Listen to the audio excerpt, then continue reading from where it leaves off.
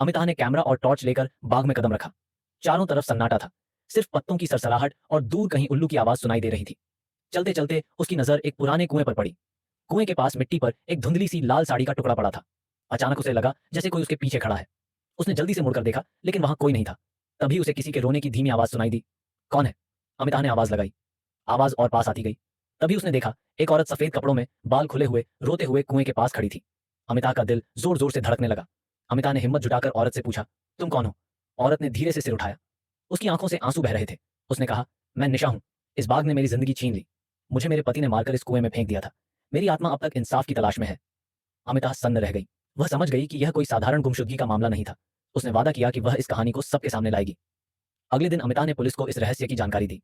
कुएं से मानव कंकाल बरामद हुआ, जिसे डीएनए टेस्ट के बाद निशा का घोषित किया गया। निशा के पति को गिरफ्तार कर लिया गया, लेकिन कहते हैं कि निशा की आत्मा अब भी उस बाग में भटकती है, हर रात उस कुएं के पास रोते हुए। गुमशुदा औरत की कहानी अब गुमशुदा नहीं रही, लेकिन उसका दर्द हमेशा जिंदा रहेगा।